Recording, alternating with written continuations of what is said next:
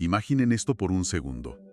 Abrir un teléfono en La Habana y que en la pantalla, en lugar del logo de siempre, aparezcan los nombres de Starlink, Verizon, AT&T y T-Mobile. Uf. Imaginen poder elegir. El fin del monopolio de ETCA prácticamente de la noche a la mañana. Suena a una utopía, la verdad. Algo que tardaría décadas en lograrse, si es que se logra. Totalmente.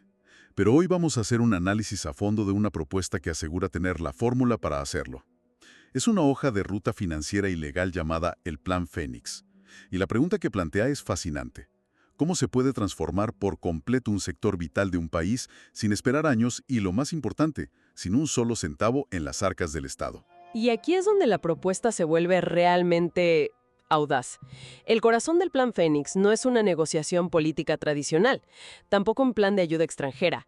Es pura y dura ingeniería financiera. Casi alquimia. Exacto. El Plan Fénix asegura haber encontrado un arma secreta, una especie de llave maestra legal escondida a plena vista.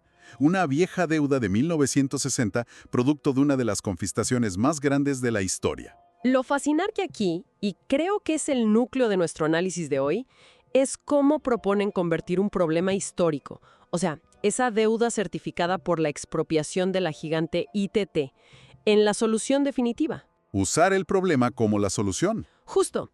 La idea es usar esa deuda no como un obstáculo, sino como el tiquete de entrada VIP, la vía rápida, legal y financiera para que los nuevos operadores globales aterricen en la isla. Hoy vamos a desglosar la lógica de esta estrategia, desde el origen de esa deuda hasta el equipo de titanes que el Plan Fénix propone para ejecutarla. Ok, vamos a desmenuzar esto. Para entender la magnitud de la oportunidad que describe el Plan Fénix, primero hay que entender el abismo. El abismo que existe entre la Cuba que fue y la que es hoy. Y para eso, el plan nos pide que viajemos a 1921. Es que el contraste es brutal. El Plan Fénix nos recuerda un hito histórico que pocos conocen.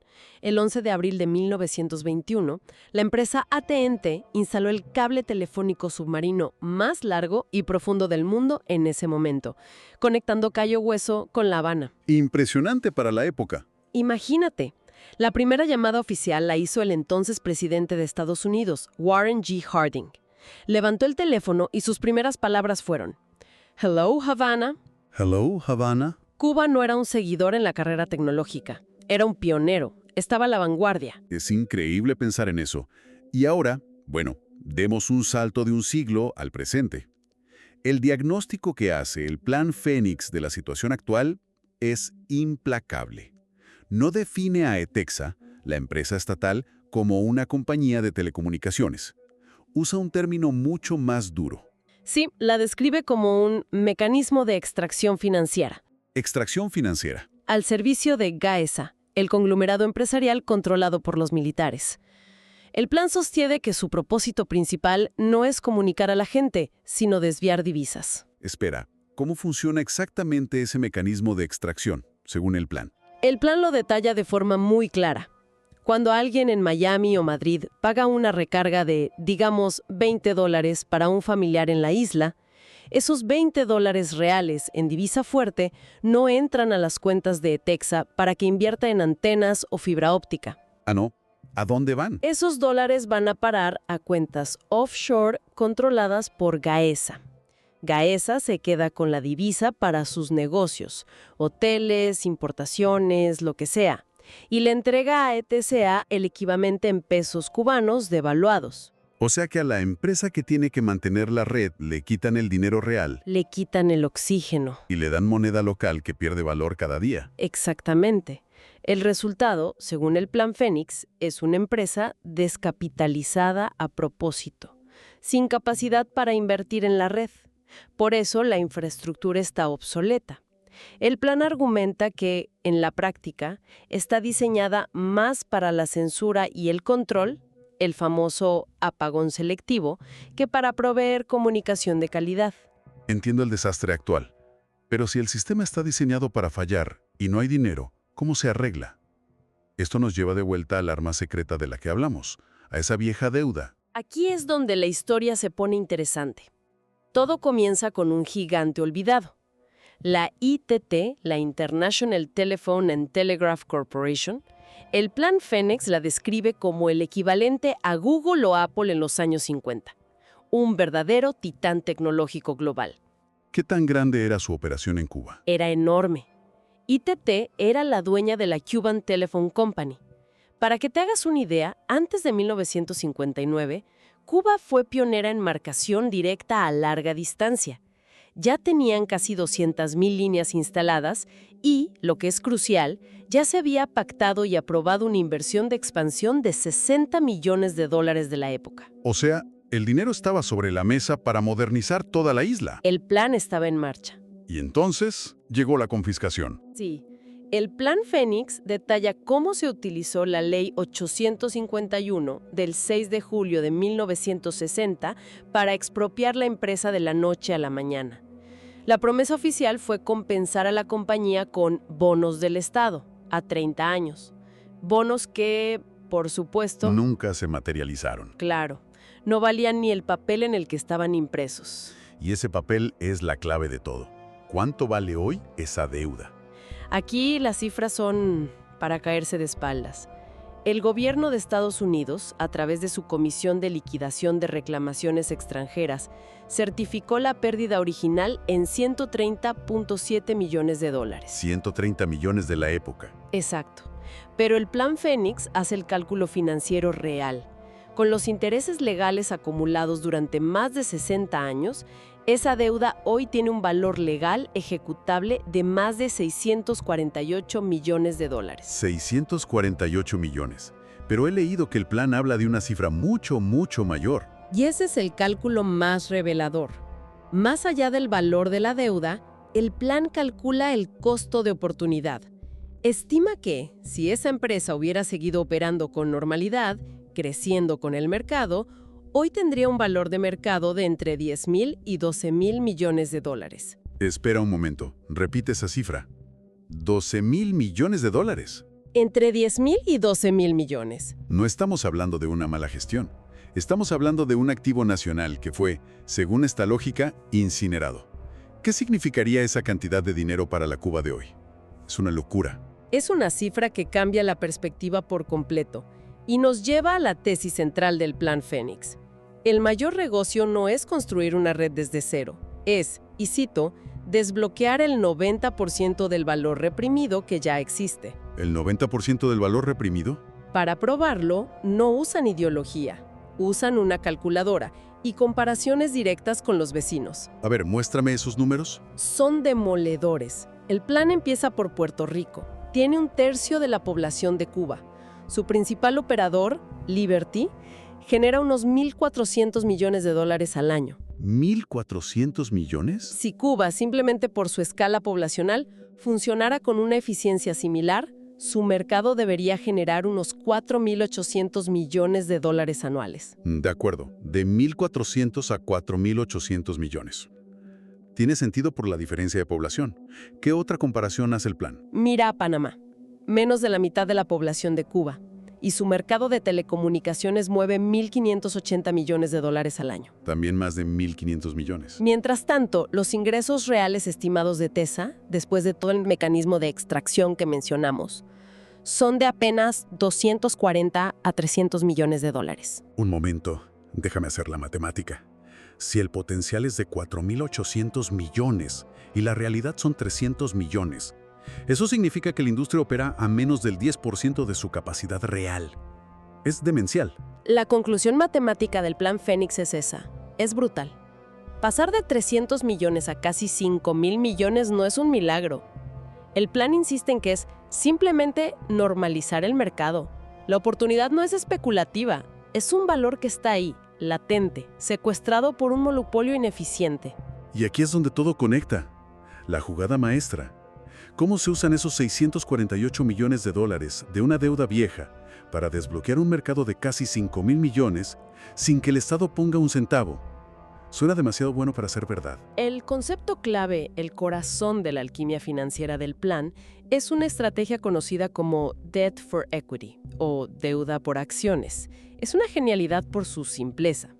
En lugar de buscar dinero en las arcas vacías del país para pagarle a IT, el plan propone decirle a la compañía: Tu deuda certificada de $648 millones es ahora tu capital para entrar al nuevo negocio.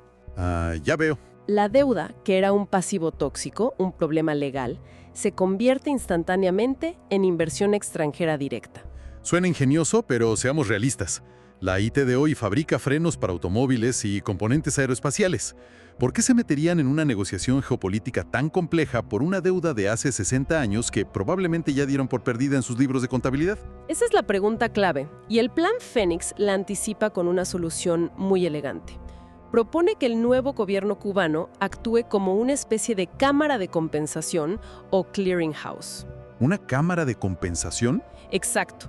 No se le pide a Haití que vuelva a operar redes. En cambio, se reconoce el valor financiero de su reclamación legal y se le facilita vendérsela a quienes sí saben y quieren construir redes modernas. ¿A quiénes, por ejemplo? A los jugadores que el plan identifica como ideales, como Mastec o Liberty Latin America. Básicamente se les dice a estos operadores: Haití tiene el tiquete de oro legal para entrar, cómprenselo. Se usa la deuda vieja como el vehículo para que entren las empresas del futuro. Exactamente. Y para convencer a ITT de vender ese papel viejo, el plan detalla una oferta financiera muy sofisticada. ¿Qué es tan sofisticada? Es una oferta que el plan describe como imposible de rechazar. Se estructura en 3 partes.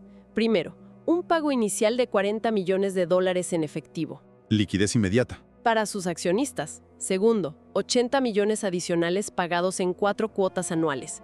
Y tercero, el golpe de gracia, lo que llaman la jubilación dorada.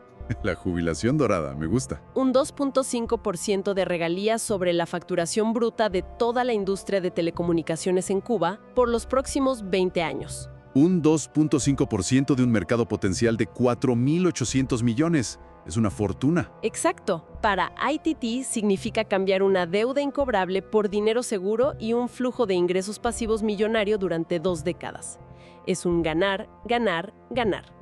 ITT finalmente cobra, los nuevos operadores consiguen la entrada a un mercado virgen por una fracción de su valor real, y Cuba se libera del mayor obstáculo legal para la inversión sin gastar un solo centavo de sus reservas. De acuerdo, la arquitectura financiera es brillante, pero una idea así de grande necesita ejecutores de primerísimo nivel. Un plan es solo un papel si no tienes a la gente correcta para llevarlo a cabo. Propone el Plan Fénix quién podría ser esa gente. Y tanto que lo hace, no se queda en la teoría. Propone nombres y apellidos para lo que llama el Dream Team de la reconstrucción. Empecemos por el arquitecto, la cabeza de toda la operación. El plan propone a una leyenda del sector, Ralph de la Vega. Sugiere nombrarlo como una especie de zar de las telecomunicaciones. Para quienes no lo conozcan, de la Vega no es un ejecutivo cualquiera. Era el COO de AT&T Mobility. ¿El CEO de AT&T? Es la persona que se sentó personalmente con Steve Jobs y negoció el acuerdo histórico para que AT&T tuviera el primer iPhone en exclusiva. ¡Wow! Una jugada que cambió el mundo de la telefonía para siempre. Tenerlo al mando, según el plan, es una señal inequívoca para Wall Street y Silicon Valley de que el proyecto va en serio. Tienes al arquitecto, ahora necesitas al constructor. ¿Quién va a desplegar la fibra óptica y levantar las torres? Ahí el plan señala a Mastec, una constructora del listado Fortune 500 dirigida por el empresario Jorge Mas, también conocido por ser el propietario del Inter Miami. Ah, claro. No es una elección al azar. Mastec es literalmente una de las principales empresas que construye la infraestructura para gigantes como AT&T y Verizon en Estados Unidos. Ya tienen el conocimiento, los equipos y, según el plan, la conexión emocional para llevar a cabo la reconstrucción a una velocidad récord. Un Dream Team suena fantástico en papel, pero juntar a estos titanes, a un ex AT&T, a la constructora de AT&T, a otro operador, ¿no es esa una receta para un choque de egos y de intereses? Es una objeción lógica, pero el plan Fénix lo ve como una sinergia. De la Vega sería el estratega neutral y el garante de credibilidad, y Mastec el constructor principal. Pero falta la pieza final, el operador de redes que conecte a Cuba con el mundo. Y ahí, el socio estratégico que propone el plan es Lila Latinoamérica o Lila. ¿Por qué ellos? Porque ya son los dueños del vecindario digital. Dominan las redes del Caribe, operando en Puerto Rico, Panamá y más de 20 países en la región. La visión del plan es convertir a Cuba en el hub digital de las Américas, un cruce de caminos de cables submarinos, y Lila es la empresa que tiene los recursos y la presencia regional para hacerlo. Es increíble cuando lo ves todo junto. La estructura es genial. Están básicamente financiando el futuro con los fantasmas del pasado. Exacto. Convierten una deuda muerta de 60 años en fibra óptica y torres 5G sin que le cueste un solo centavo al pueblo cubano. Es brillante. Pero espera un segundo. Tener el cheque, la estructura financiera, el equipo de estrellas, todo eso suena fantástico en una sala de juntas en Wall Street. Es la parte fácil, por así decirlo. Pero la verdadera pregunta es, ¿cómo se construye una red de primer mundo en una isla que está literalmente en el callejón de los huracanes? Esa es la pregunta del $1.000.000.000, o más bien de los 12.000 millones, y nos lleva directamente al siguiente nivel del análisis. Tener el plan financiero es una cosa, pero la ejecución en un entorno tan hostil es otra completamente distinta. Y me imagino que el Plan Fénix también tiene una respuesta para eso. Por supuesto, en la segunda parte de nuestro análisis revelaremos la estrategia secreta de ingeniería que propone el Plan Fénix para crear una red a prueba de huracanes. Y lo que es aún más interesante, hablaremos de cómo los pequeños talleres de reparación de celulares que hoy existen en la isla podrían convertirse, según el plan, en socios estratégicos y franquiciados de estos nuevos gigantes. O sea, de la sala de juntas a las calles. No se pueden perder el paso de la sala de juntas a las calles de Cuba.